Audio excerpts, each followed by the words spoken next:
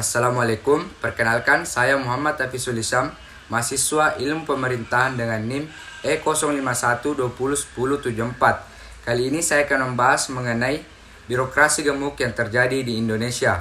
Sebelum jauh lebih dalam, sebaiknya kita membahas dulu apa itu birokrasi secara bahasa istilah. Birokrasi berasal dari bahasa Prancis, bureau yang artinya kantor atau meja tulis, dan dari bahasa Yunani, kretin yang berarti mengatur. Birokrasi merupakan instrumen penting dalam masyarakat yang kehadirannya tak mungkin terelakkan. Negara secara aktif terlibat dalam kehidupan sosial rakyatnya, bahkan jika perlu, negara yang memutuskan apa yang terbaik untuk rakyatnya. Untuk itu, negara membangun sistem administrasi yang bertujuan untuk melayani kepentingan rakyatnya yang disebut dengan istilah birokrasi. Selanjutnya, kita masuk pada pembahasan masalah inti, yaitu birokrasi gemuk yang terjadi di Indonesia. Melihat kondisi birokrasi Indonesia sejak beberapa tahun belakangan, siapapun akan berpandangan pesimis, bahkan sinis terhadap birokrasi.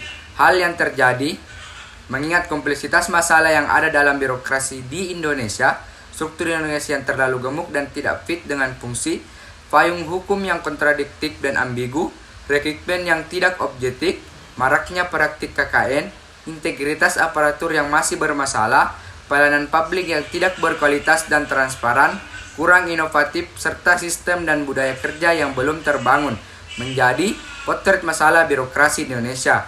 Birokrasi gemuk makin membebani ketika tidak menjalani tugas dengan baik dan malah korup.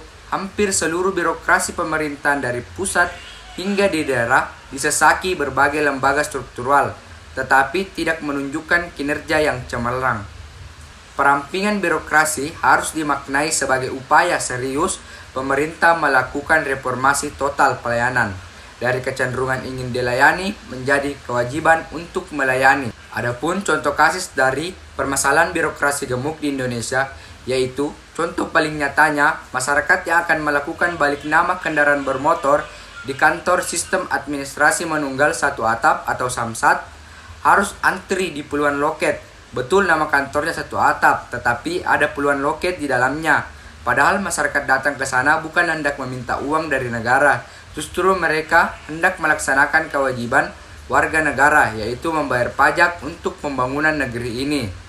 Selain itu, salah satu contoh yang dapat digunakan untuk menjelaskan adanya birokrasi gemuk yaitu tumpang tindih tugas dan fungsi kementerian atau lembaga negara.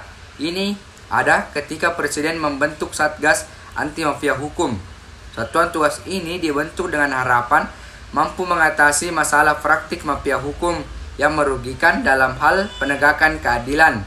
Padahal pemerintah sudah memiliki institusi penegakan hukum seperti kepolisian, KPK, dan kehakiman yang jelas-jelas memiliki tugas dan fungsi yang sama.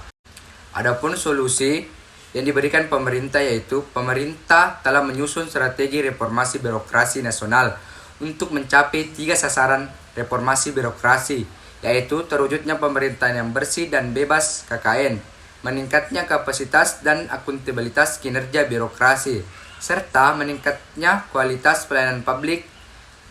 Strategi pemerintah tersebut dibagi menjadi 2 kerangka, yaitu makro sebagai kerangka regulasi nasional dan mikro sebagai program kegiatan pada tingkat instansi.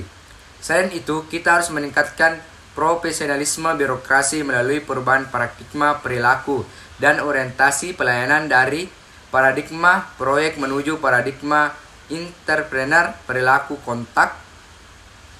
kotak-kotak menuju perilaku teamwork, dari orientasi kepada atasan menuju customer focus dan customer stratification.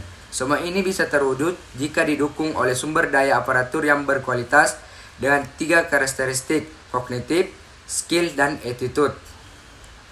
Akhir kata, di dalam kehidupan hal yang berlebihan itu akan berdampak buruk, apalagi dalam birokrasi kita, sehingga perlu dilakukan reformasi birokrasi demi menuju birokrasi yang sehat dan tepat.